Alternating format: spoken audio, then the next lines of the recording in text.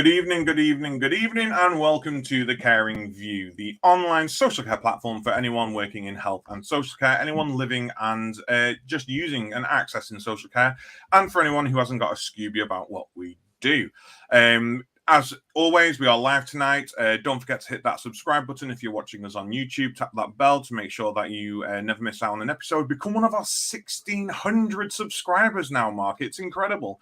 I can't believe we hit that milestone today. It's fantastic. If you're watching us on LinkedIn or any other socials, please do make sure to give us a follow. Go to www.thecaringview.co.uk for all of our free resources and access to our podcast and previous episodes.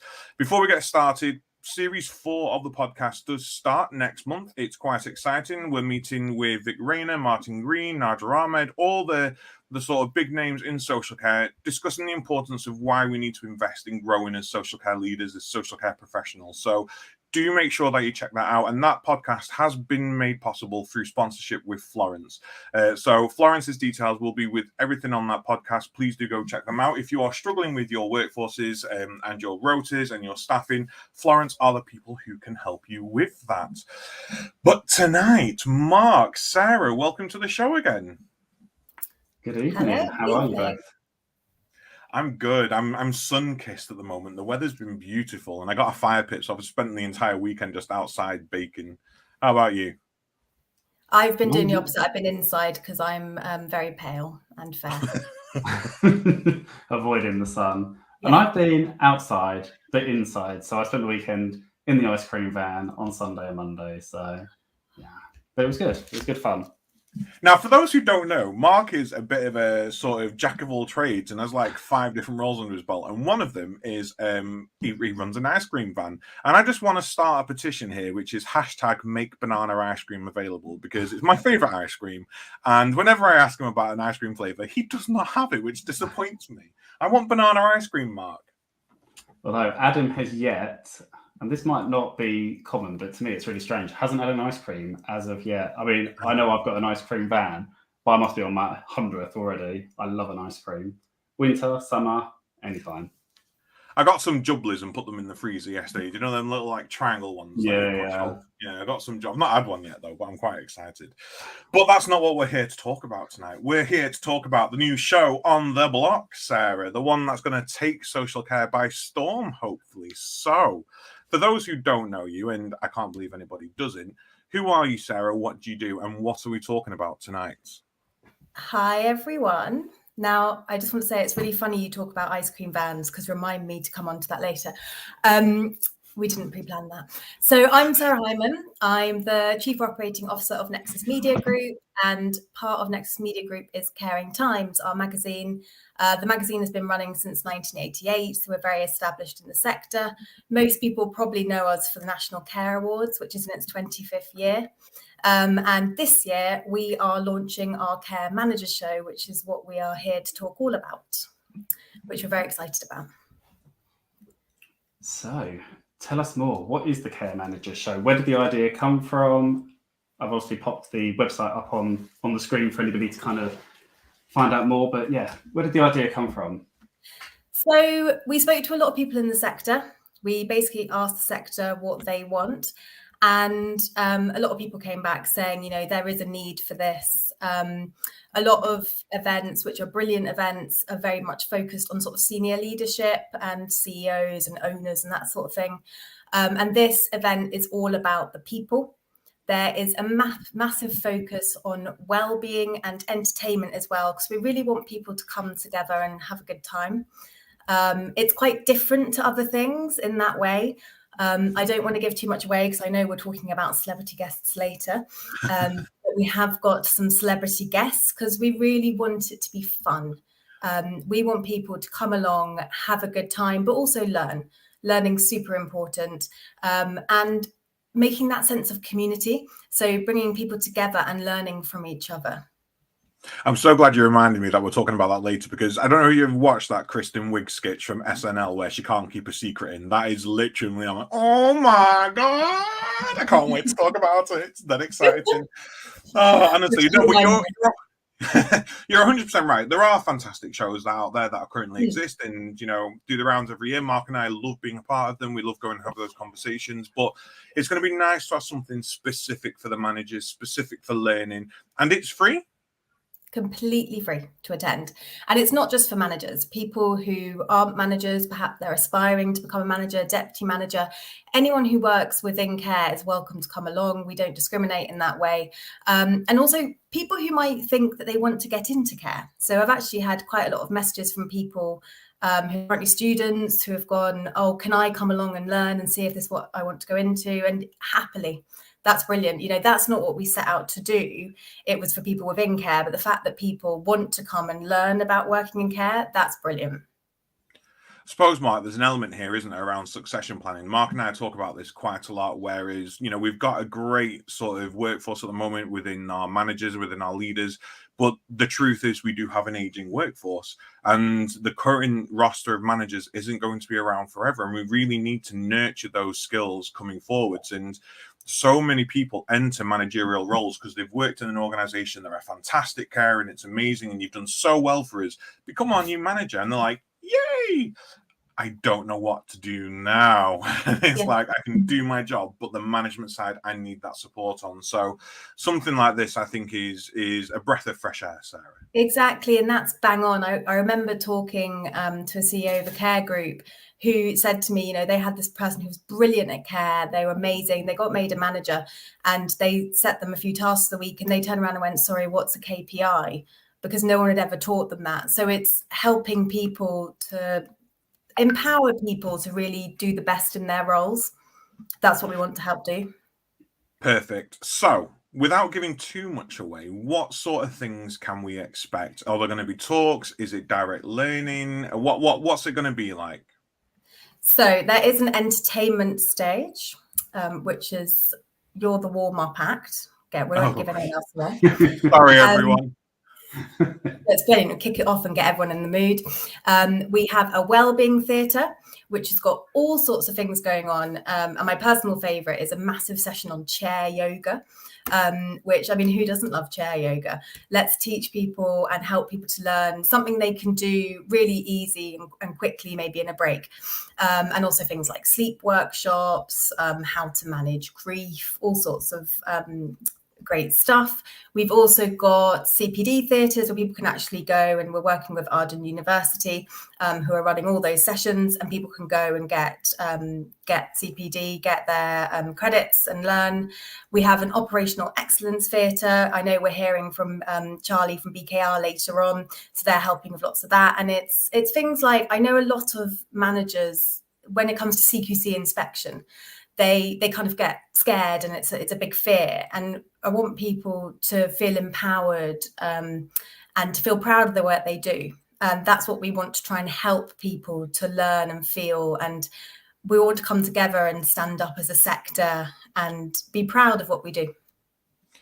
Why do you think we're in this position where we aren't? Because it's no lie, CPD is probably an alien concept to quite a lot of managers, to quite a lot of people working in social care. This idea of logging your learning and planning your learning. It's not just a case of going, this is what I've learned. It's this is what I want to achieve over the next 12 months. This is what I'm going to need to do it. You know, caring times have been around for a good while now. What's your opinion on why the sector can't embrace it or hasn't embraced it?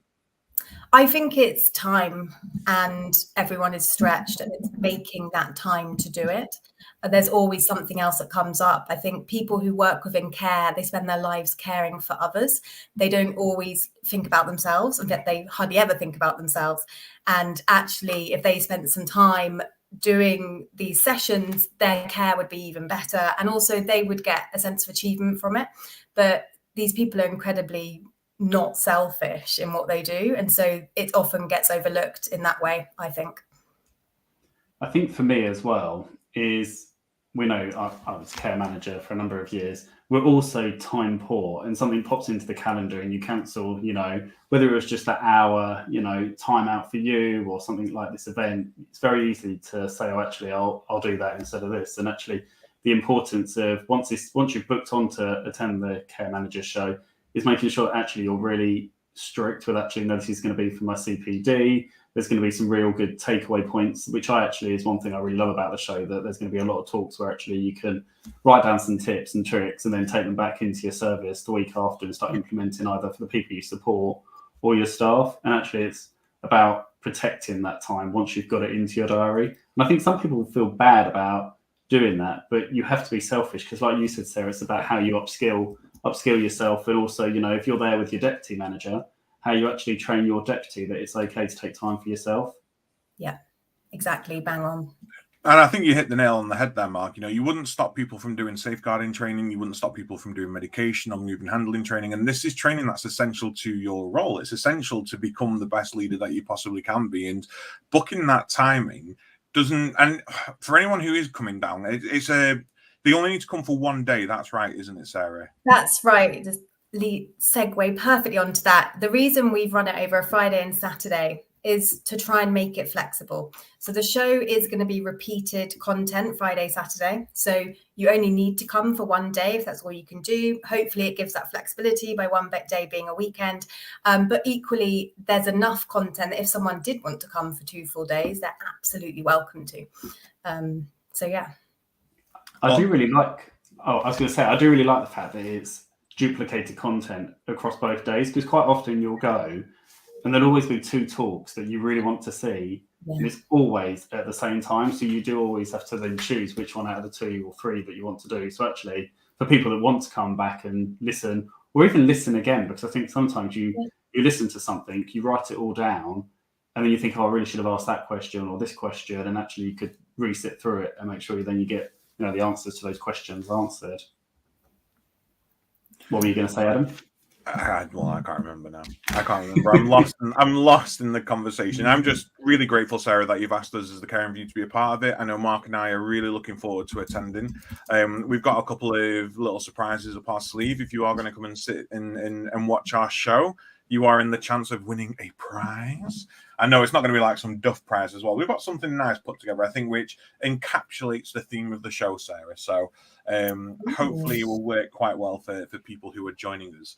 But we've got a ton of people who are joining us tonight for this show to come and talk about what their position is within the Care Manager show and what they're going to be doing there. So, Mark, are we ready for our next guest? We are, yes. And don't go away, Sarah, because we need these secrets at the end of the show. We want these celeb exclusives. I'll be here. Can't wait to see you again. See you in a bit. Yes, so up next is Carolina from the Care Workers charity. So we're going to be discussing financial well-being. Good evening, Carolina. Oh, you're on mute, Carolina. After 3 years, still on mute. That's embarrassing. Good evening. Thanks for having me. I'm determined, actually, you know, we should all start within our organisations. If you're on mute, you have to put a penny in the box for the Care Workers charity, because I can imagine you'd rack up a ton of money over the periods of going, you're on mute, that's a donation to the CWC. I'm behind that. Let's start it now. Oh, how are you, Carolina? I'm fine, thank you. Very good. So, financial well-being. We recently ran a show, Mark, on financial well-being for employers, how to support their employees. The cost of living crisis is something that is really impacting everybody now. And I know, and Mark and I know, the work that the Care Workers charity does. So, Carolina, the Care Manager show, the Care Workers charity, what is it that your view is at the moment on the well-being of people working in care financially?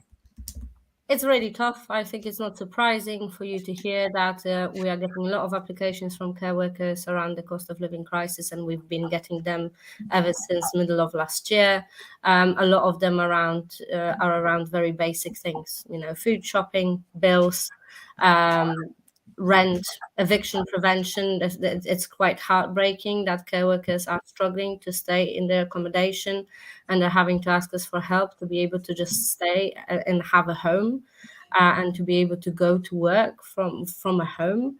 We're getting a lot of applications around transport and being able to maintain a car, especially those care workers that work in the community, paying for MOTs, paying for fuel to keep their cars going, especially when they travel in rural areas.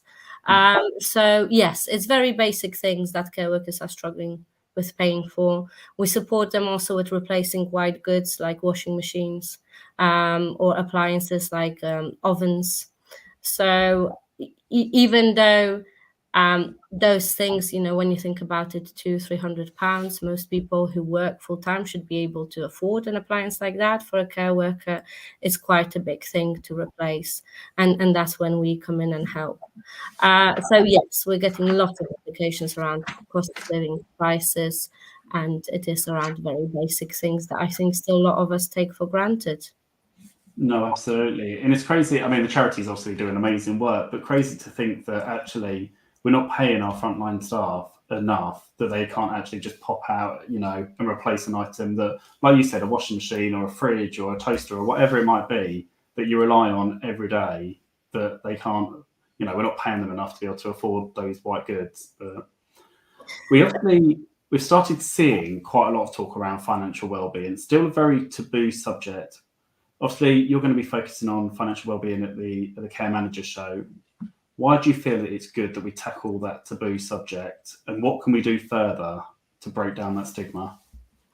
I think it's very important to talk about finances, and like you said, well, social care sector isn't funded enough in the first place, from the national government. Local authorities are not paying enough, and B, everything has gotten so much more expensive. People don't have enough savings behind them to be able to cope in a financial crisis when there is a bigger thing to pay for.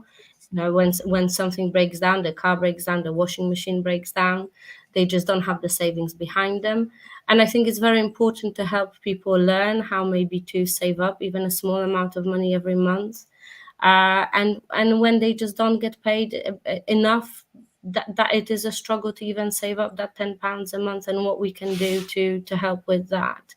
A lot of care workers at the moment are using credit cards to just make every month's payments for basic bills and for food, that's very worrying for us, because that's what we are seeing in applications when I need money to pay off my credit card because I'm £2,000-3,000 in debt just for my monthly outgoings. So yes, financial management education is very important, but we have to be very honest. There is only so much you can do with the money we've got, people have, and at the end of the day, it is the funding that needs to increase, and we need to keep pushing, and we need to keep campaigning for more funding coming into the sector. In the meantime, there are things that we can help care workers with. There are some schemes that care workers can access, like discounts for care workers, like the blue light card, that offers them some help to help the money go a little bit further. I mean, it's just one of those situations where we struggle to fathom it. In a Western country like ourselves, I did a piece with The Independent this weekend, and it was all around workforce shortages. And I'm like, look, social care's fab. We've got mindset culture, we've got company culture, we've got all of these things that we're trying to do to improve the working conditions for people in social care. But unless we pay them the money, they're not going to stay. And when I had a conversation with my mum about it, she was like, I don't understand why care workers aren't on £15 an hour. Mark, I'm sure you're ecstatic to hear that. And I'm like, she wants to be a care professional. She wants to work in social care, but she can't afford to do it.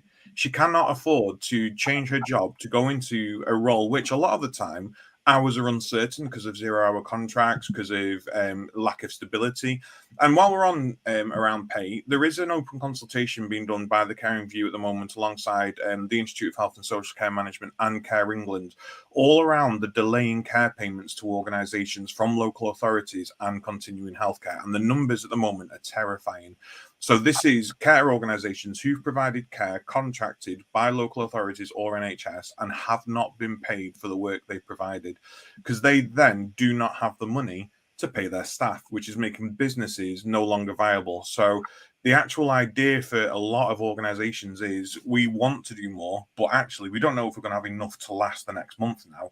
So we can talk about increasing wages, but we actually need to pay the people the work they've been doing so far. It's 1.6 million people working in social care. 1.6 million people. It's it's upsetting to think that they're struggling to actually live, let alone get to work, like you say, for cars and everything like that. How can we help? How can people help with this? You are a charity. What can people do to get involved, Carolina? Well, we have a lot of different ways for people to get involved. Care providers can sign up as supporter members of the Care Workers Charity and donate to us on an annual basis. Suppliers to the sector can become sponsors of the charity. Individuals can do fundraising activities for us. For Care Home Open Week, that's in at the end of June and beginning of July this year, care homes can run fundraising activities for us and Napa as well, and that's a big fundraiser that we're running. So there are different ways to support us. Since 2020, we've paid out over £5 million to over 8,700 care workers, which is a huge amount of money to a very large group of people. But I think mostly we all need to keep pushing on the national government to really make them understand that they can't have this expectation of us all delivering outstanding care when they're not giving us money. They're not giving care workers money to be able to do that. They're not giving providers the money to be able to deliver that, because that can't be done for national minimum wage and no money around that to train people, for people to be able to have the security of the job, and for everything else that needs to be done to run a safe and secure and outstanding services. I think it's really short-sighted, isn't it? Because I think we pay the frontline staff more. It will help the economy as well because people have more money in their pockets. They'll be spending more. But I think long-term, I know definitely what I've seen and heard, and especially in some of the care worker groups that I know you're in, Carolina, as well, with people are now cancelling pensions because they can't afford to pay for the pension. So actually, long-term, they're going to be impacted because they won't have a pension at the end of their career. And also the government will then be paying for their pension and top up and everything. So yeah, it's a vicious cycle that kind of is going round and around, and nobody's got that long-term vision for it, unfortunately. Yeah, it is good for everybody to have a workforce that is well paid, that can deliver very good care to people who at the moment need that care and support, and the workforce that can actually take a holiday and be well rested, and the workforce that has the spare money, has disposable income to go and spend it as well, and that feels respected for the work that they do, and for young people to want to join that workforce as well. And like I say, financial management, yes, is a part of it, and we do our part in terms of our signposting that the charity does. But at the end of the day, our charity can only do so much, and we really appreciate all the support that we get in terms of the money that people donate to us. And we need, unfortunately, even more support right now as a charity than we've ever had because of the applications that we're getting. So please do support us. But yes, like I say, things do need to change. Carolina, thank you. And then, I'm sorry that this is a situation that we're in. I'm sorry that we need a charity like yourselves to support, the amazing people that work in social care. And I'm sorry for everyone out there who might be struggling and feeling guilty spending money on luxuries and getting frowned on by people who happily throw money around as if it's no worry at all. A lot of us have been there. I was there when I was a carer and struggled, and it is incredibly difficult, and we have got your back. If anyone does want to support, it's www.thecareworkerscharity.org.uk. But do come down to the Care Manager Show, come and meet Carolina and the team, and have your say, get involved. There's stuff we can do now to support people. Carolina, thank you so much for joining us tonight. Before you jump off, Caroline, I just wanted to bring in this message from Amanda that's come through in the comments, just because I thought it was nice for you to hear before you leave. So the work you do with the charity is incredible. It's just so sad that this falls to charities and our government does not value social care enough to ensure fair pay for the incredible work people do within the sector. Thank you, Amanda. Yeah. All right. Well, have a good rest of your evening, Carolina. Thank you very much for joining us. Thanks a lot for having me. Thank See you later. Take care. So up next, we're going to be speaking to Melanie, who is a care home manager. Good evening, Melanie. Good evening, guys. How are you? I'm good, thank you. You? Yeah, not too bad. Not too bad. Thank you very much. So Melanie, where are you from? Where are you a manager? So I'm currently care home manager. I work for HC1. My home is a 60-bedded nursing, residential and residential dementia home, and we're based in East Grinstead. So I thought Torquay was in Japan, and I have to say that to tell people how terrible my geography is. Whereabouts in the country is that? It's in Surrey. We're on the borders of Sussex and Surrey, so we're not far from Gatwick. You've probably heard of Gatwick. Yes, I know Gatwick. Yes, I know that one. Yeah. So we're just up the road from the airport. Sorry, Mark, I interrupted you. No, it's okay. Well, you asked the question I was going to ask, because I was going to ask as well where Melanie was from. So, Care Managers Show. Have you seen an event like this aimed at care managers before? How did you hear about it? What are you looking I heard forward about to? it on LinkedIn. Obviously, seen all the adverts and had a chat with. I was doing an interview for the Caring Times, and obviously that's how around the Care Managers Show. But I've never seen anything like this, and like so exciting to actually have a show dedicated to care home managers. It's just, I think it's so great. I really do. Yeah. There's definitely, I think it's. Sorry. No. Apologies. I was going to say, it's just an opportunity for us as care home managers to actually get together and like build connections with other managers, because it can be quite a pretty lonely place being a care home manager. Obviously, you have to support your other care home colleagues in your patch if you're in an area, but to actually be able to go to an event and actually just like network with other managers, really, it's going to be really beneficial. I mean, I'm an ex-registered manager myself. I know Mark's still pretty much, well, he's closer to the front line than I am.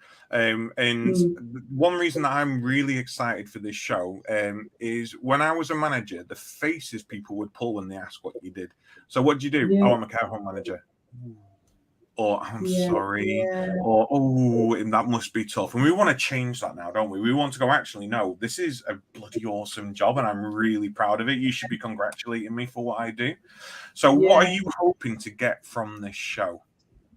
I think looking at the all the different workshops and everything in there, for me, and I'm going to bring my deputy and clinical lead with me, so we're kind of going as a bit of a development day, so a bit of a wellbeing day for them as well, getting them out of the home. But the operational excellence is something that really appeals to me. So kind of we'll be looking at that, all the interesting ways how we can like ensure best practice, any tips, anything like that. So that will be really good for us. And that's something particularly that I'm looking forward to. But also the Care Home Heroes, because obviously that's a nice award, and it's nice to see, you know, staff getting recognised for going above and beyond and things like that. So. Sarah didn't tell us about the Care Home Heroes. We'll have to be asking her when she joins us again. I've put my nominations in already. So CPD is obviously not something, I know Adam's very passionate about it, but it's not something that's really spoken about in social care. And I think we spoke earlier about how people join maybe as a care worker or as a senior, and then they just follow that natural career pathway, but actually nobody kind of invests, and people don't invest time in themselves either. I know I'm a prime example. I started as a care worker, went to senior, deputy, home manager, now regional manager, but never along that journey have I had, you know, I'm very honest about it, finance training. I'm in charge of, you know, humongous budget, but actually I'm lucky that I've got a team around me that can really support me, and we've got a finance department. But I kind of think, I know if I was in this role, but in other companies, kind of the pressure I would be under. So CPD, why is it important? Why should other managers go to, you know, register and join you at the Care Managers Show? I think it is important, because like you say, we're juggling, as a home manager, you're not just juggling the care side, the clinical side, you're juggling the business side, you're juggling the property side, HR side. There's so many different areas that you have to know about, like you say, finance side. And we don't all come into care, like you say, with that experience. We may come in with managerial experience, but it may be in certain areas.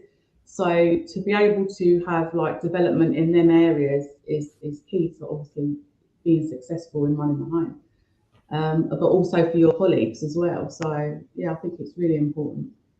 There's an element around regulation here as well, though, isn't there? You know, let's not be coy. One of the Chloes is well led. And to demonstrate being well led, you really need to be able to go, this is what I've learned, this is what I'm trying to learn, this is why I need to learn it. So tips for managers that are listening, Melanie, who might be starting to think, actually, I need to document more than just why this service is outstanding. I need to document why I'm an outstanding leader. What sort of tips have you got for them? Well, for us in my home, me personally, obviously, as a leader, like you say, I do look at the well-being of the team. So it's not just being a manager of it; it's actually leading by example, but also understanding that carers or any staff in the home have their own families, issue. Everyone's got their own life. So being sympathetic to actually how staff are living in their lives. But also, I think just understanding, like for instance, with all the pandemic that we've been through, like Carolina mentioned around the Care Workers charity, we've done a lot of innovations in the home during that time because we had staff that were obviously having to be off for a long time and really struggling financially. So, in our home, we kind of got together as a team and thought, right, how can we support our colleagues? So we had like an innovation set up called Kind Colleagues together. So we started like doing almost like little food bank, just passing up little parcels. Everyone would bring in something and then we like deliver them to staff. And even now with the cost of living crisis, we've kind of got little, I spoke to head office about obviously wastage and things like that. And we package up food for staff to bring home and stuff like that. So it's all that kind of stuff that's obviously so important for their well-being. Having mental health first aiders in the home and, just being able to discuss cultural and diversity in the home and things like that. It's just all these things. It's not just running a care home and that's it. That's your department. So I think these type of events are so helpful for us, really. 100%. And just on that, I love that whole putting sort of well-being packages, sort of lifestyle packages together for people. Another thing that people tend to not really talk about or do for their staff or their workforces, which actually I'm a huge advocate for, is providing feminine hygiene products because they are incredibly expensive. I mean, what the hell? Why do people have to pay for them? I know, exactly. If you ask me. I think it's absolutely bonkers. So provide them for free, but also contraception. Now, I know that's a bit of a daft one, but one of the biggest financial constraints on people is families. And contraception's not cheap. So if actually you could provide that for people or provide options for people to use it and to access it at a discounted rate, same with your hygiene products, things that allow us to live a natural life without feeling that we're going to have that financial burden on top of us. Stuff like that would be life-changing for people. Definitely. So I love those ideas.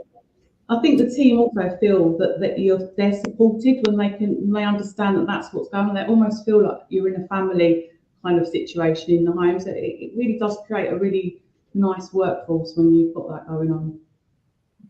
I think the thing is you spend more time at work, don't you, normally, than you do at home. You build those relationships with your colleagues, with the people you support. And I think it's really nice. Obviously, HC1's a large organisation, so you've probably got the other home managers to pull around and share support. And I quite often talk about this. I did a post over the weekend about it, that when I was a home manager, it was normally of a one-off care service. There wasn't the resources around that there are now. And actually, I think something like the Care Manager Show is ideal because actually, like you said earlier, it's going to network you in with other managers.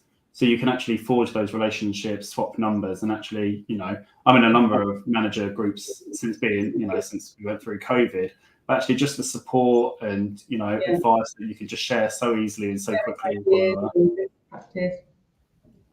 Definitely. So, before you go, and again, a huge thank you for joining us tonight. And we, really hope we get to meet you in person at the Manager Show. What was your deputy's reaction for you going? Oh, by the way, we're going out on the development day. We're going to go out and learn and do something. They can't wait. They're excited. I think it's like a day out for them, and it's like you say, they're on.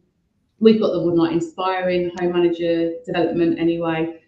Myself, my deputy, and my clinical lead have put our own little development plan in about how we want to move the home, improving service, obviously working our way towards outstanding. So for us three to have that time out together, it really is going to make a difference, and it makes them feel that I'm investing in them as well. Because obviously I am investing in them, in their well-being, their training and stuff. So. Absolutely fantastic. Thank you so much for joining us tonight, Melanie. You can find out more about HC1, obviously, on the link on the page right now. Connect with Melanie on socials if you want to, but come down to the Care Manager Show and you might get to meet her. 30th of June, 1st of July. Free for everyone to attend. Thank you for joining us tonight, Melanie. Thank you, guys. Speak to you later. All right, Adam, who have we got up next? Don't ask me. You're in control tonight.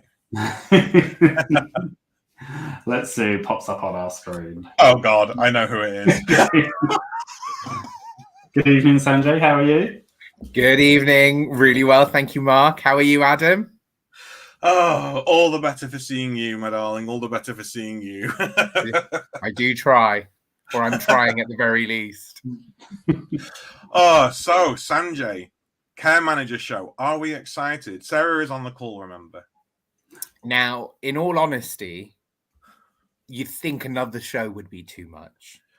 However, this was really groundbreaking. When Sarah told me about what she wanted to do, it all really made sense. And I think that sort of it makes perfect sense when you've got people like Melanie telling you exactly how what it's going to mean to them and their deputies. Yes, a lot of shows are very aimed at C-suite level people, responsible individuals and the such, real decision makers. But we sort of forget how important the daily decisions that the managers are making actually affect the entire service, obviously both up in terms of their management levels, but also down to the very, carers, housekeepers, kitchen teams that they're caring for and need to offer that pastoral care to. So this is a really great way for them to learn. And I think, again, what you've said a moment ago, which was you're part of these groups on Facebook, this is bringing that Facebook group to life. This is giving people, you see the little icon or the avatar of their face and, maybe a profile picture, but this is them putting a real human connection to that. And I think considering what we do is take care of human beings, that human connection is so important for us in that holistic way. So no, the show is a brilliant idea. And it's why I was so happy when Sarah and the team at Nexus and the Caring Times asked me to be involved. Sorry, I thought you were going to say something. I was just absorbing it all, and it is that in-person aspect. As Sarah said at the beginning of the show, it's about people, and that's what matters. And I know Mark and I have met so many of our followers and our supporters through the years at these care shows, and yes, it's great to connect on, say, LinkedIn or Facebook or an app of some sorts, but there is nothing better than bumping into someone face-to-face and being able to make that physical connection, because the communication afterwards just increases. It's so much better to have that physical connection as well. It is. The other thing about the sector, which is really interesting, we're in a very different place, even ourselves as a sector post-COVID and post-pandemic, to understand that actually we rely on each other very much so. And I think what was happening before is that if you're part of a big group, be it HC1, be it this, be it that, you've got internal networks. Now, we know that around 70% of our sector are small independent providers or very small groups. And exactly as Mark was saying, we don't necessarily have those resources available to us as independents or very small provider groups. So that's one where you actually get to mix and mingle. But the other thing is, traditionally, we were seeing each other as competitors. We were seeing each other as, what's that home doing down the road? Oh, can we do better? And there was a competitive nature there. What we learned through the pandemic is that actually that cohesive mentality, that group work and that support and learning from each other and sharing those best practice ideas is only going to help everyone become a huge bombastic success. And I want to, it really, really shows how working together and giving yourself that space to be creative or discuss really challenging situations on a peer-to-peer level will both inspire yourself, but your team as well.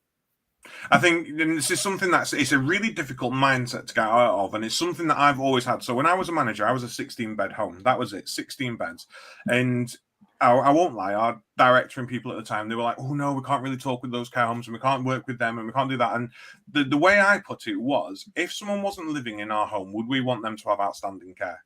And the answer is yes. We wouldn't want them to be in a place where they weren't receiving the best care. And the only way to do that is to share knowledge, is to share best practice. And now I hate best practice because it means we can't get any better. But outstanding practice and things like that is to share all of our good traits with other people, and in return get something back from them as well. What can I learn from you? I'm going to give you some knowledge. What can I learn from you? How can we make care for everybody absolutely fantastic without there being this sort of territorial handbags at dawn scenario where we can't do anything other than be competition to each other?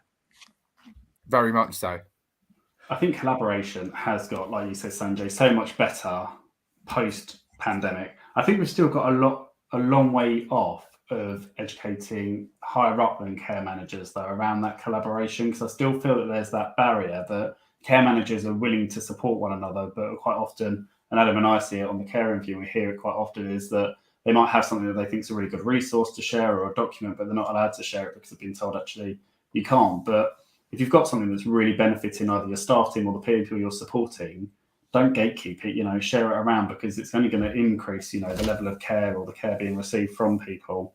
Exactly. I suppose that though is a bit about ego as well, isn't it? Because and this is why another reason I absolutely love the show is it is directed at the managers. It's not directed at the people who want their face plastered on all of the articles and all of the conversations and to sort of do that. It's for everybody in that organization to learn and grow. And I think taking that, and I'm not saying that everyone who's a director is an ego, I'm not saying that at all, but it does exist. And that ability to bring it back to that human, personable level, that level you can resonate with, I think is really exciting.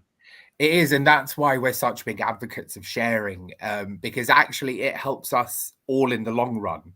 And people think, well, why, we've seen each other at all these events, and I consider you friends and colleagues in the sector. But what's really exciting is being able to share this information. People are like, why do you keep doing it? And I'm like, not because I think we're the best, not in the slightest. Actually, I do it to go and steal other ideas, first of all. That's number one. I have no shame. It's theft. But here's the cyclical nature of the sector, which is where I think the regulator does actually promote it in a really exciting way, is that when I share best practice at these things of ideas of, what did you just call them, Mark? Outstanding areas of practice. As we do that, we get points for sharing our ideas. But the best thing is when somebody does it in their home, and they come back and they email me or LinkedIn or send a message going, oh my God, I tried it. It was great. The resident had a really good experience from that. And for me, it's an uplift that we've been able to share and develop together something. Now, a really, really good example is I've stolen absolutely something from Ruth French and Alex at Stowe Healthcare. And I love that idea. I took it and I put my personal spin on it, and I put it through the closest DNA. And we came out with a very different product. Now I've given that back to Ruth and Alex and said, here's your baby. I've turned around and we've twisted it and we've done it our way and we've given it back to you. And now they're using our version. And it's all about that sharing, because we're then able to work together to say that was a really good idea. Here's your lens and your view on it, and we've adapted it so it worked in our setting, and they now want to see what they're doing as well. So it's that bit about growth and development, which is so exciting. And just whilst I've got a couple of seconds, I'll say what our sessions are. The whole reason you're here to talk about this. We've gone off on a whole tangent. So our session that we're doing with at the show, there's one of them which is called the Moral Maze, and it's a fascinating session because these are exact challenges around really complex ethical and moral decisions that care managers need to make on a daily basis in some homes, and they're very infrequent in others, which is why it's such an important discussion topic to be had. And it might revolve around residents that have lived with particular religious leanings or behaviors throughout their whole life, and at the end, or if they end up with dementia or a state of limited capacity, are you going to give somebody that's been Jewish their entire life, but they're asking for a bacon sandwich? What do you do? How do you handle that? How do you write about it in care plans? How do you involve the resident, even with that limited capacity, in the decision-making process? It's a real interesting discussion to be had. And I think what's really interesting about the Care Managers show is that these are going to be hyper interactive sessions. It's not me standing behind a podium lecturing and telling you exactly how I would handle it. It's very much a collaborative process. We're going to use the same process in the afternoon or the morning. I can't remember which order it's in, but on both days, then we're going to talk about creativity, and we're going to workshop particular situations that we've come across at the close, and then put again our close lens through it, and maybe tackle some really challenging situations that care managers see in their own home. And we're hoping people will come with that open, candid attitude of, this is where I'm stuck and I want to talk about it in a peer-to-peer network and see what amazing ideas and inspiration can come up. You know, it's the way that we handled, you know, the developments around IDSI, and when it used to be, you know, mixed moist, and then suddenly it's this in level 4, and how are you training people, and is that fork mash, what does it mean? And, you know, whether it's IDSI, food, activities, any of those situations, it's all there. So we're hoping to really cover everything and do it in a very interactive format. And thank you. Well, I'm really excited for it. And every time you say moral maze, I have this vision, like at the end of the session, there's going to be like this big inflatable that you get into, and you've got to try and catch all the money as it comes down. Do you know, like Richard O'Brien's Crystal Maze, how it used Hold to on, Sarah, do I have budget for an inflatable? No, okay. No, it's going to be more of a theoretical maze. But we basically maybe it's true if everyone comes and attends this show, though. Absolutely, and we stole the idea from, you know, Radio 4 do it, where they talk. Well, no one listens to Radio 4 anyway, so I'm not sure they'll find out. No, I'm joking. I've basically become one of my residents. I listen to Radio 4. I wear cardigans. You know, it's great. I must admit, I do listen to Radio 4. I just didn't want to sound old like Sanjay. No, I'm joking. Sanjay, it is going to be fantastic. We can't wait to catch up again. It's always a blast when you're around. And hopefully, if we're free, we're going to come down and see your shows as well, because I just know that... please don't take offense to this, not for you, but for the knowledge that's going to come from the people who are in those shows, and to hear that sort of innovative problem solving that goes on, because Mark and I can take that away ourselves. And, you know, in my day job, I talk to so many managers on a daily basis, and I can build my knowledge and share that out with others. And I think it's going to be great. That's it. That's all it's about. Thank you for joining us, Sanjay. Thank you very much. Have a good rest of your evening. Show. Right. So next up, we are joined by Jackie McBurney. Good evening, Jackie. Hi, guys. How are you? How are you? I'm great. I'm definitely coming to Sanjay's session now. I can't wait. So, Jackie, do you want to introduce yourself, let everybody know where you're from, what you do? Yep. So I'm Jackie McBurney, and I'm the founder and the chair of the NHS England National Menopause Network. So very, very keen to pick up threads around collaboration, around the retention themes, around stealing with pride or theft, as Sanjay rightly called it, all of those things, showing those kind of synergies between health and social care, or the care sector much wider. Really, really glad to be here tonight. Thank you, Jackie. So, Care Managers show. And obviously, I touched on it earlier that we have got an aging workforce within social care, and menopause is, I don't know why it's still a taboo to talk about. And I know this is coming from a man, so please shut me down. I don't know much about it myself, but I do know people who have gone, are going through it, people who have claimed to me they've never gone through it. And, you know, really, there's got to be some sort of loophole going on. But why is it important that we now start discussing this to our workforce and about our workforce? Yeah, so really good question. So in this session, I want to pick up some of that myth busting. What is the menopause? Why does it cover everybody? Now, in the NHS, we declare a female workforce of almost 80%. Around half of that workforce sit in the cohort typically most affected by menopause. So the first myth that I want to get into is around age and gender. So menopause is about a hormonal issue. It's about production of hormones. Therefore, it's not just directly affected by people declared as women. So it's all of that kind of broadening out, looking at those perceptions. Will these be our colleagues? Will these be partners of anybody in that scenario? Will there in fact be people we care for that we need to think about here? So our professional responsibilities around our knowledge and respect and dignity here, but also 1 in 100 people will experience menopause before the age of 40. So it's also not an age thing either. Now that's a big number for an NHS workforce. And I know that the data in terms of the care sector is even more skewed towards that age profile that we've kind of touched on earlier in the session. So typically around the ages of 45 to 55, that sector of the workforce, we know as an NHS, we can't recruit our way out of replacing that organisational memory, that experience. As we've already said before, this cohort typically are the mentors and the coaches and the people you learn from. They are the people that might be your more experienced body of staff. So all the people you really want to keep hold of that are really, really kind of enriching the conversations at work.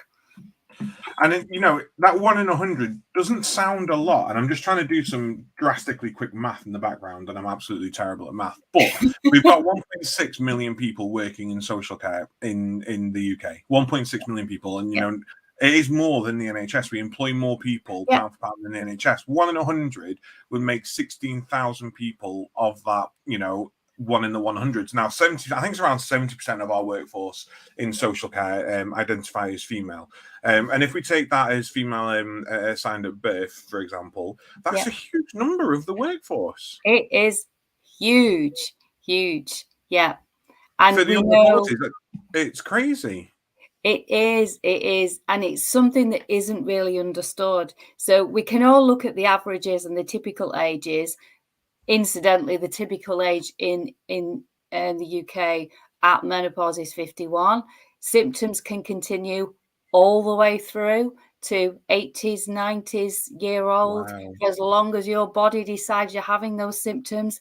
That could be a member of staff or somebody that's in being cared for, having those symptoms, them going missed, not quite understood, ranging from things like insomnia, complete insomnia, to things like palpitations and skin irritations. Now, these might be something that we wouldn't typically understand as a menopause thing, but obviously as a clinician, I would get into that. But it's not typically just a hot flush in a woman that is 51. So the other thing that's interesting, I'm just finishing a clinic in the Northeast. And one of the things I'm picking up that may really, I'd be interested in anybody joining the show or on catch up on feedback on this. In terms of clinical staff, we are finding that the more we lose our colleagues and colleagues go off, or we lose and we have those gaps in our teams, the more pressure is on those remaining, and we know that that's a tricky issue. Now, what's unique at menopause is that some of the psychological symptoms, so low self-esteem, poor sleep, feeling a little bit lower in mood than you would normally, might predispose more people to not feeling confident and able to say, actually, I need to self-care. I can't really do an extra or a couple of extra shifts. So that exacerbates the issue. So that's quite an important point that is coming through, just to share. Yeah. Just going off script a bit, and Mark, please chastise me after this, do you think there's this mindset, and again, I'm asking this as a complete I'm just oblivious to all of this. Do you think there's a mindset on this where people don't see it as a real thing?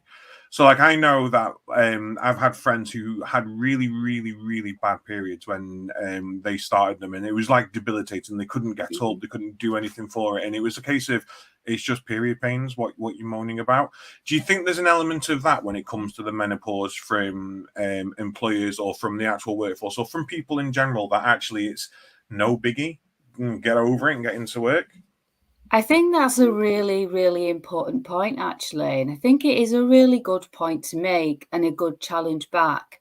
More and more people are expressing now their lived experience. And that obviously ranges, but about 75% of people do have symptoms that are on a scale towards debilitating and do impact in the workplace. And recent research has demonstrated that in terms of the research the Fawcett Society have done, and all the Royal Colleges in terms of the clinical bodies have followed suit. And one of the things that's really important for us to explore at the event is the need for both informal peer support to say, oh, that happened to me. How about trying this? We know everybody's different, but let's have a chat about it and normalize it. And that's free. It's just a little bit of time in the day or in the month when we could kind of work that as a group of providers on a networked basis, but also having really good clinically sound evidence-based support that you can access, so that it does then put things into perspective for, is this actually normal, this level, or, you know, am I just unique and extra special? So it is a mix of two that we do need. I think you raised a really good point there, Adam, because I think it's a bit like how people will say, oh, I'm OCD, or oh, it gives me anxiety, but they're just kind of throwing those words around without actually the bigger impact that has of, you know, creating that stigma.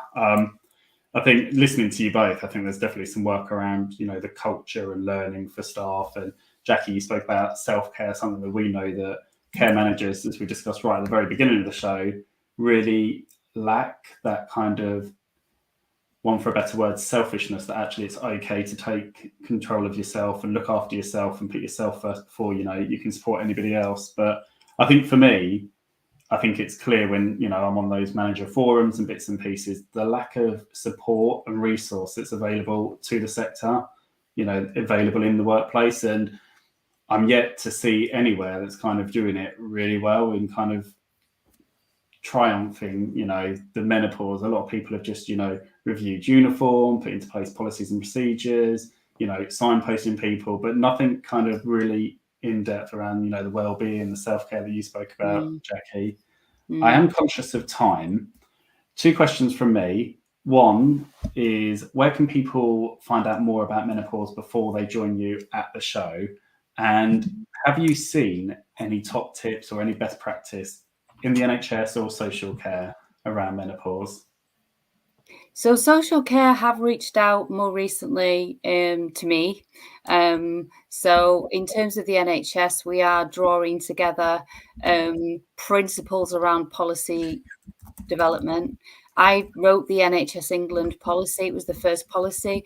And I wrote that policy with the support of our LGBT plus network colleagues, deliberately for that kind of wider sensitivity and due consideration for those aspects. So good practice should cover knowing your demographic, knowing the legal architecture around the protected characteristics here. It should pay respect to groups wider than your typical demographic. And it should also make a nod to and support. So things like informal support systems, menopause cafes are done really, really well where they offer that informal support, and a menopause coach or menopause ambassador approach alongside that. And Dr. Louise Newson and Dr. Naomi Potter are 2 clinical leads that anybody can access online. Most people will know Dr. Louise Newson for her work around the Balance app and the Balance website. So that's certainly a resource that we know has clinical integrity. Honestly, thank you, Jackie, for all of that. And I just want a huge round of applause for being able to tackle the gender identification in such a simple way. You know, the media makes such a circus out of it, and it's absolutely bonkers. And it's just being inclusive at the end of the day. And it's not, you know, segregating or isolating any groups or ignoring any groups. I think it's really important that we work moving forwards in health and social care in that inclusive manner. So I think it's a huge step forwards, I think, for all communities around. So yes, Care Manager Show, 30th of June, 1st of July. You will be there. We will be there. We can't wait to meet you. And everyone else who is joining, please do go down to the session. And I urge, actually, if you're male and you're thinking right now, well, I'm not going to go for the menopause, so I don't need to know about it. You do. Like, you really do. So get yourself down to these sessions and to learn more and to get to know more. So thank you, Jackie, for joining us. Thank you very much. Have a good rest of your evening. Right, up next is Charlie Jones. Hello, Charlie. How are you? Yeah, very good. Thank you, Mark. Yourself? Good. Yeah, not too bad. Thank you very much. So I apologize, Charlie. We talk loads, and when I say we, I mean me. And I usually put us behind on the show. So I'm sorry that we've got to. I was watching the time schedule, and I was like, "Oh no, we're miles behind." It saves me a job. It's usually me, Adam. Charlie, do you want to introduce yourself? Let everybody know who you are, what you do, where you're from. Certainly. So I'm Charlie Jones. I'm the Care and Clinical Director with BKR Care Consultancy.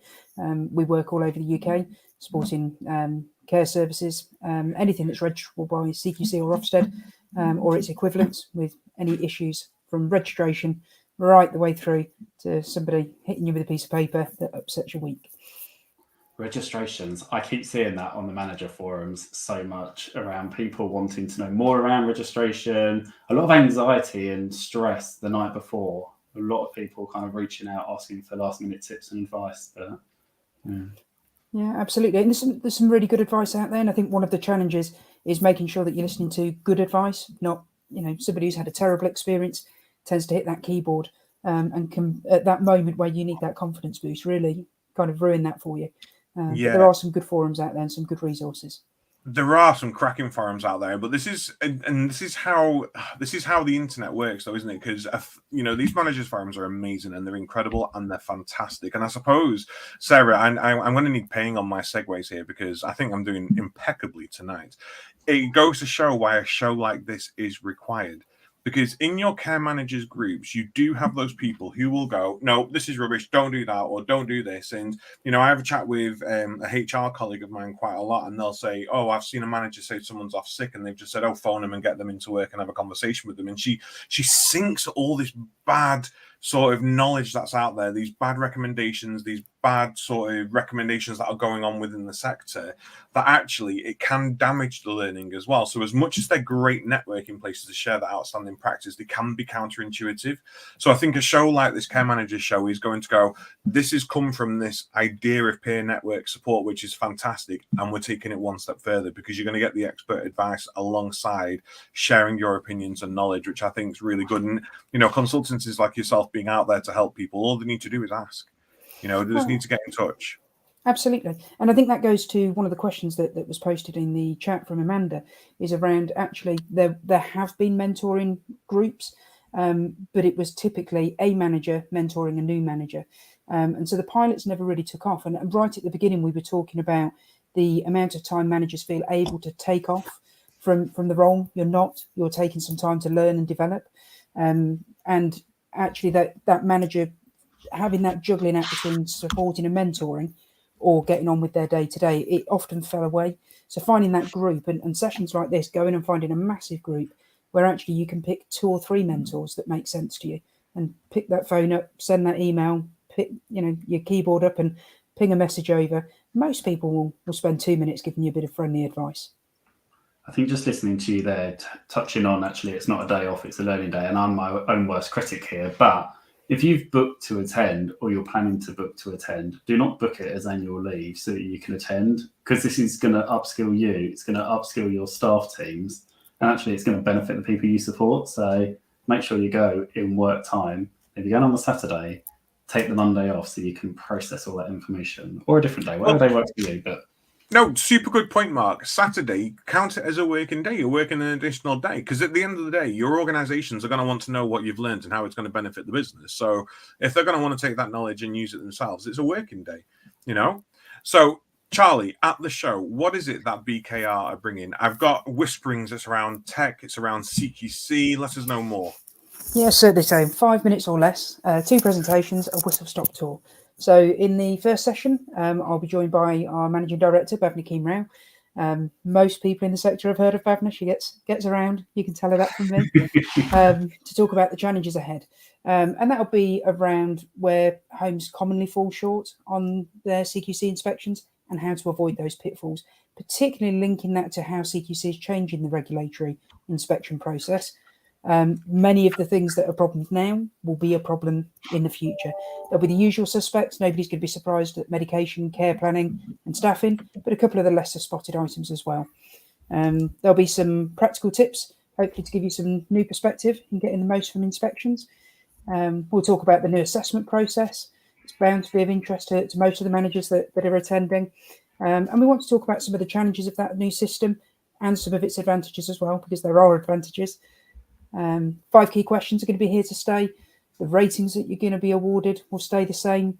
Many of the questions that you're asked, of course not all, will be the same, but how the information's used is going to change. And if you can get your head around that element, then actually it's not going to be that big a change. We're going to talk about how there'll be a greater emphasis on what you provide to CQC as part of the inspection and the dreaded lived experience and how you can harness that better. Also going to have a quick look at CQC's increasingly digital approach, from the simplistic emailed notification that's going to be disappearing through to the provider portal that's being proposed and what the pitfalls of those are and how you can avoid those. And then a couple of real life examples. In the tech session, we're going to have a look at what good digital records look like, what are the big no's, because I think often knowing what you shouldn't be doing, the rest of it will fall into place. What's the inspector going to be looking for in relation to technology? And let's not forget that tech offerings in care homes include your call bell systems, your PIR sensors, your activity equipment, communication aids, and all your other systems that sit around the home. How should you manage CQC's access to your system? A short case study in overdoing technology. Yes, that's possible. Some tips on how to prepare and implement a new digital system, and then how to pilot that system and get it right by the time the inspector walks through the door. All of that is just so important because there's so much talk at the moment around compliancy with digital tech. So you have to have a DSCR by such and such a date. You need to, make sure that this is digital and that's digital and data this and data that. But it actually, most of the time, doesn't address competency. And people go into this with real sort of concerns in digital illiteracy that they're going to struggle moving forwards unless they adapt and they move on. So I think this session or these sessions are going to be super important and essential for anyone really who is, even if you're not struggling with your digital access at the moment within your services, attend anyway, because you'll always learn something new. Yeah, absolutely. Even if it's about how to adapt systems and the fact that you can adapt systems.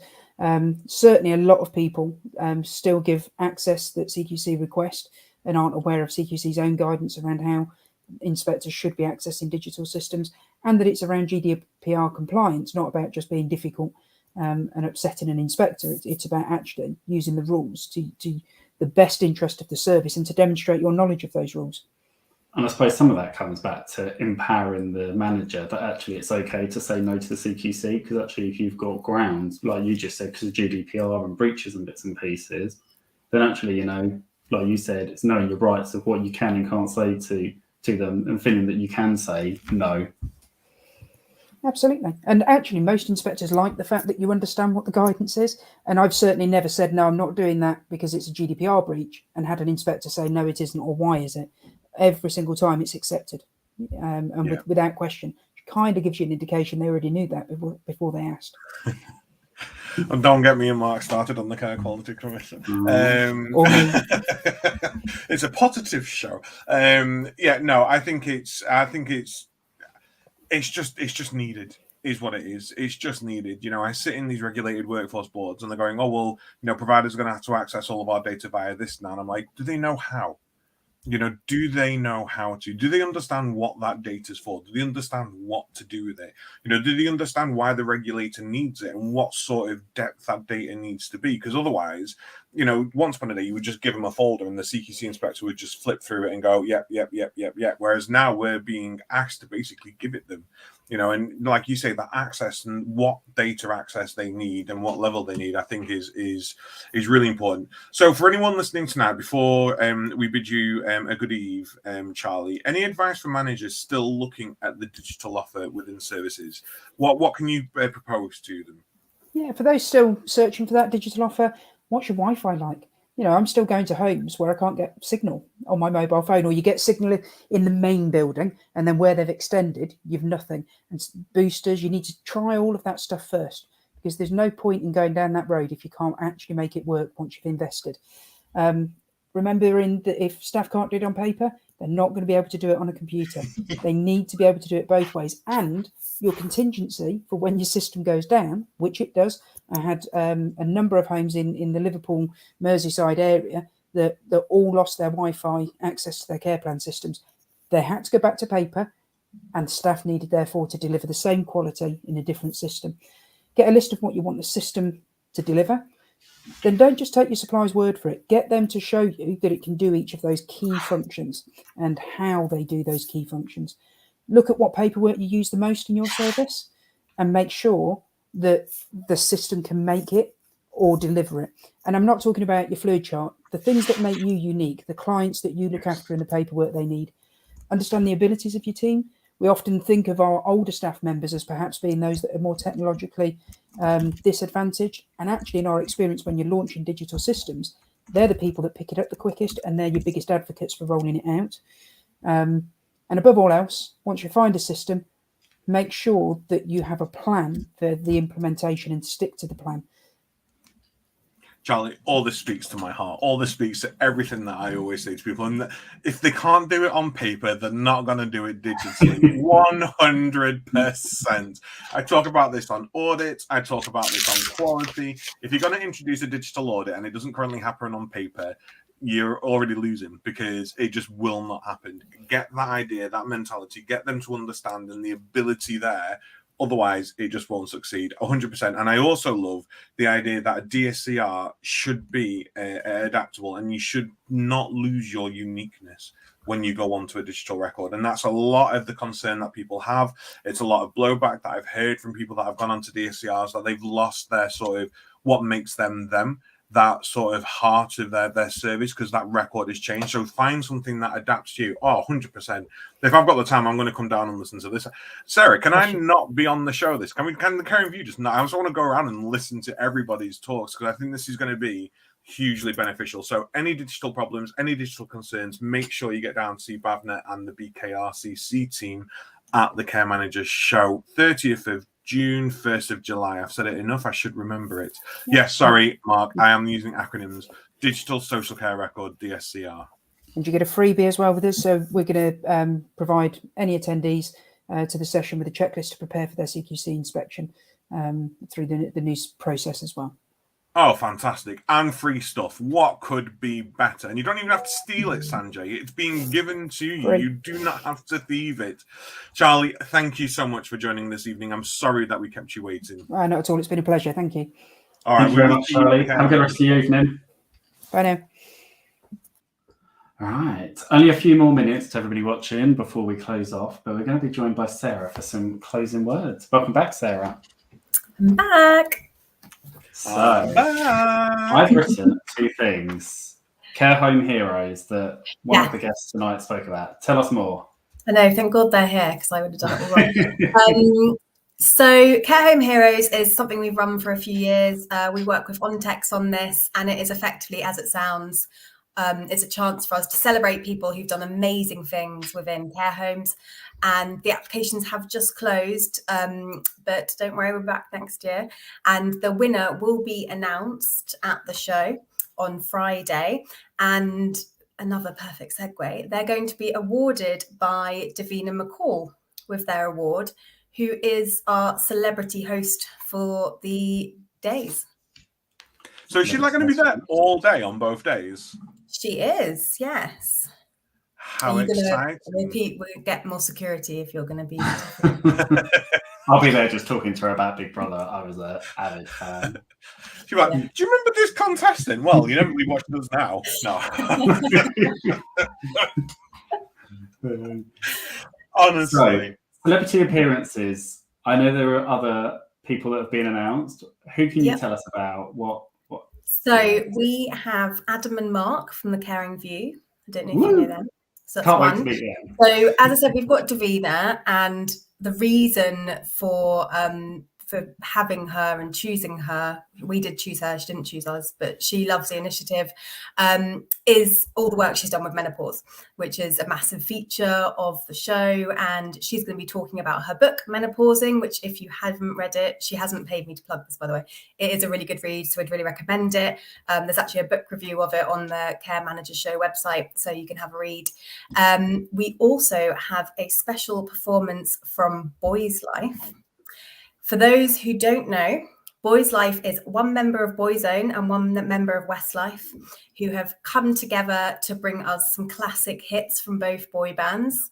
And again, that kind of feeds into this. We really want the show to be fun. It's about people coming together, enjoying themselves, of course, learning and doing all that side of things as well, but also just have a good time. That was a surprise to us. Mark and I was like on LinkedIn. It was like, oh, and Boys Life are going to be at the Care Manager. I was like, what? Oh my days! What's going on here? Yeah, so bring your dancing shoes. Oh yes, definitely. I'm just going to come in again to sign my chest, and I'm all going to tattoo. Again, we're going to need more security. Okay. Yeah, you probably are. You probably are. It's going to be an absolutely fantastic show, Sarah. So just remind everyone, how do we sign up to come? So caremanagershow.co.uk, sign up your colleagues, sign up anyone you want, as long as they work for care. And it's all free, no need to pay for anything. Come along, the more the merrier. Of course, if people want to get involved in other ways, we have a few stands left. So call me, message me, get in touch. We'd love to see people there supporting the show, because obviously things like this need support. They can't just happen off their own back. We'd love to do it every day, but we can't. And yeah, I can't believe I have to wait a whole month. I just got really excited listening to all the amazing speakers. It's so crazy how close it actually is, because we've been talking about this for a while now, and I know Mark and I have only been involved, in the smallest part, but even for us, it feels like a long time coming. We're really excited for it. So 30th June, 1st of July, NEC, isn't it? This is Birmingham way. That's right. We thought middle of the country, tried to make it as accessible as possible. And yeah, the show opens at 9 o'clock. Content starts from 10 o'clock. And I won't tell you the exact timings of the celebrity guests. It'll be a little surprise for you. Are they going to be there both days then? Oh, yeah. Oh, fantastic. Duplicated content, Adam.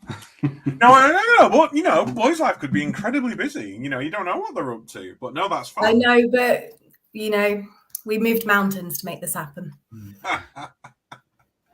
Honestly, Sarah, we cannot wait for it. We're really, really excited to come. We're excited to be a part of it, but I'm actually really excited just to attend a fresh show, a new show. Again, not trying to be something else, not trying to take the sort of spotlight from the other shows that are out there, but to deliver something different, to fill a void, and to hopefully enrich social care that little bit more. I think it's fantastic. Mark, any final words from yourself? No, I think just echoing on what you said there, I think I'm really looking forward to joining some of the discussions in the audience. And, I'm still very close to the front line. So actually having some frontline conversations, if that makes sense, and hearing from managers that, what they're going through, what the struggles are, how they're working together, networking with people. So yeah, I'm really looking forward to attending. Me too. Absolutely fab. Thank you so much for joining us tonight, Sarah. This has been the Caring View, a little longer than we have envisioned and planned for, but awesome nonetheless. Go to www.thecaringview.co.uk to find out all of our resources, podcasts, and shows.